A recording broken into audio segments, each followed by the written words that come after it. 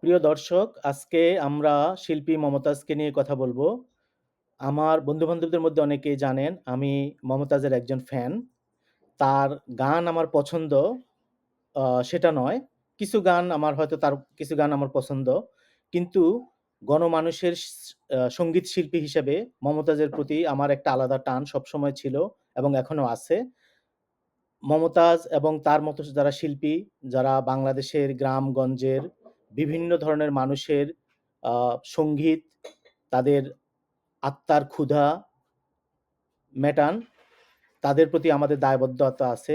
তাদেরকে যেন আমরা স্বৈরাচারের সহযোগী অন্যান্য শক্তির মতো বিবেচনা না করি। বিশেষ করে মমতাজ বেগম গণমানুষের শিল্পী। তার ৭০০টির বেশি একক অ্যালবাম আছে, যেটা বাংলাদেশ তো বটেই, সারা বিশ্বের জন্য একটা বিস্ময়।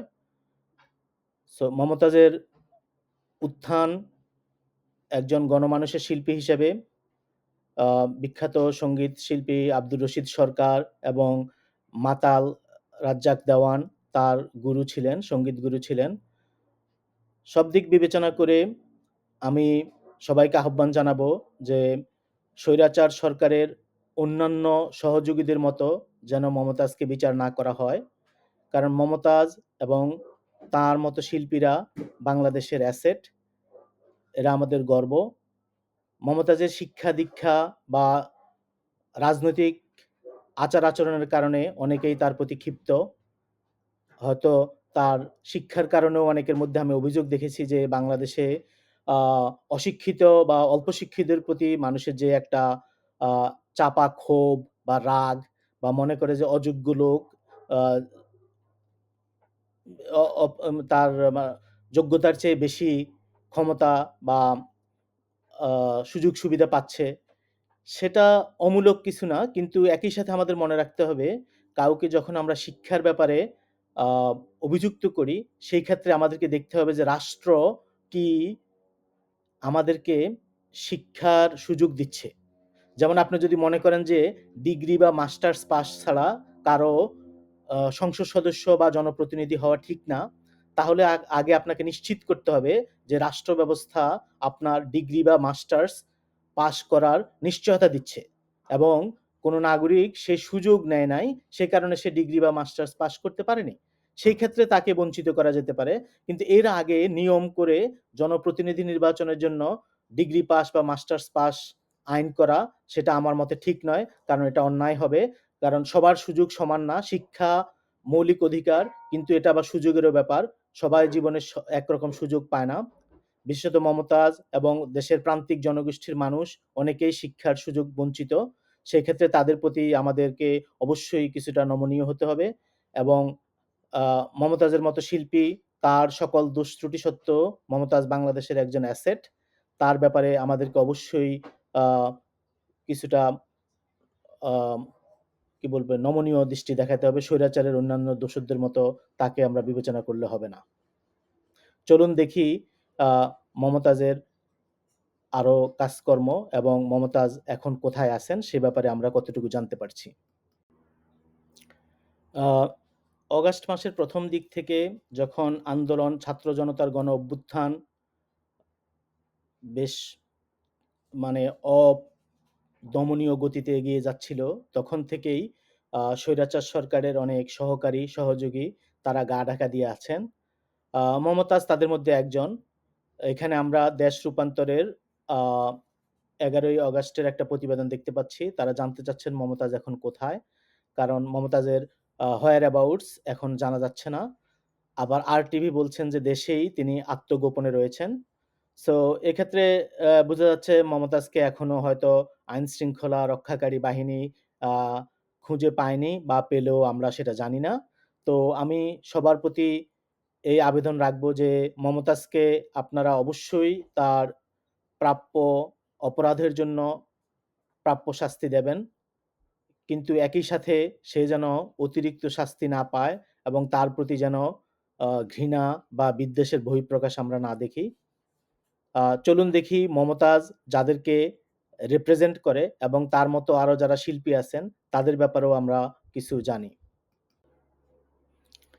বাংলাদেশে লোকসঙ্গীতের যেসব ধারা আছে, যেমন জারি গান, সারি গান, মুর্শিদি গান, বিচ্ছেদ গান, কবি গান, পালা গান, বাউল গান ইত্যাদি নানা ধরনের ধারা বাংলাদেশের সঙ্গীতে আছে। আমরা হয়তো সেগুলি সম্বন্ধে আমরা বলতে বিশেষত মধ্যবিত্ত এবং উচ্চ মধ্যবিত্ত যারা, তারা এসব ধারা সম্পর্কে সচেতন নন এবং এদের অবস্থান সম্পর্কেও আমাদের জানা নেই। যেমন এখানে আমি আলেয়া বেগমের একটা ছবি দিয়েছি। আলেয়া বেগম এখন কোক স্টুডিওর কারণে অনেকের কাছে পরিচিত। কিন্তু আলেয়া বেগমরা যে ধরনের গান গান, যে মুর্শিদি গান, বিচ্ছেদ গান, সেসব গান সম্পর্কে আসলে মধ্যবিত্তের তেমন জানাশোনা আছে বলে আমার মনে হয় না।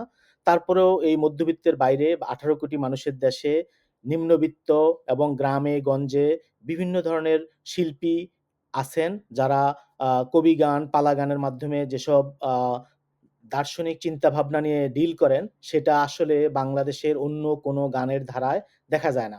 বিশেষ করে আধুনিক গান এক্ষেত্রে টোটাল ফেইলিউর।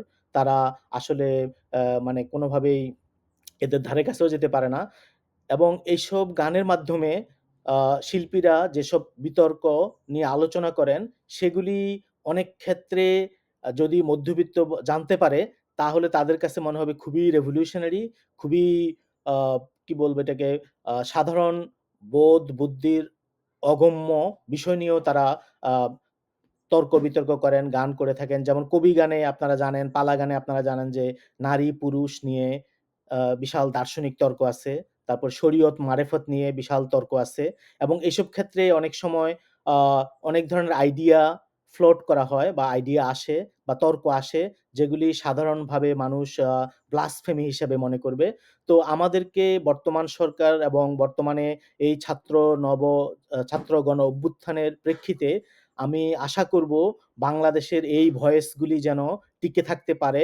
বাংলাদেশে এগুলি আমাদের সম্পদ, এরা আমাদের ঐতিহ্য এবং বাংলাদেশের সকল শ্রেণীর মানুষের কাছে এদের অ্যাক্সেস আছে। যদিও মিডিয়া থেকে আমরা বুঝতে পারি না এরা কতটুকু। বাংলাদেশে টিকটক জেনারেশন বা ইন্টারনেট আসার আগে থেকেই মমতাজ দেশের সকল শ্রেণীর প্রতিনিধিত্ব, সকল শ্রেণীর মানুষের জন্য গান গেয়েছেন। এখনো এই সরকার ফ্যামিলি, দেওয়ান ফ্যামিলি এবং এই যে আলেয়া বেগম এদের মতো অনেক শিল্পী আছেন যাদের বিশাল ফলোইং আছে, কিন্তু আমরা তাদের সম্পর্কে জানি না। আমি আশা করব বাংলাদেশের এই গণ-অভ্যুত্থান পরবর্তী আ যে স্পেস তৈরি হয়েছে, সেই স্পেসে সকলের ভয়েস রেইজ করার ক্ষমতা থাকবে। সকল ধরনের গান, বাজনা, আম আ কবি গান, মুর্শিদি গান, জারি গান, সারি গান এগুলি আমাদের মধ্যে চালু থাকবে এবং এগুলির প্রতি কোনো ধরনের বাধা সৃষ্টি করা হবে না। বিশেষ করে এখন অনেকেই ভয় পাচ্ছেন যে জামাত শিবির এবং সালাফিস্টদের উত্থানের কারণে এই বাংলাদেশের ইসলামের যে সৌন্দর্য, যেসব গান বাজনা চালু আছে সেগুলি হয়তো আ হুমকির সম্মুখীন হবে। যদিও এই কথাটা আ পুরোপুরি উড়িয়ে দেওয়া যায় না। কিন্তু স্বৈরাচার আওয়ামী লীগ সরকারের সময়ও আমরা দেখেছি যে বাংলাদেশে এইসব বাউল শিল্পীরা বিভিন্ন সময়ে আন্দোলনের সম্মুখীন হয়েছেন। তাদেরকে বিভিন্নভাবে হেনস্থা করা হয়েছে।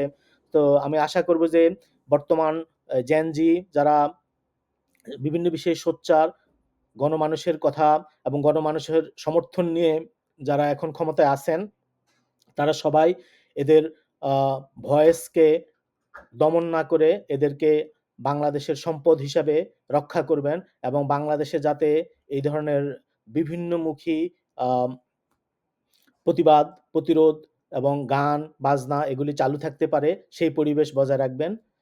সেই আশা ব্যক্ত করে আজকের মতো এখানে রাখছি। ইনকিলাব জিন্দাবাদ।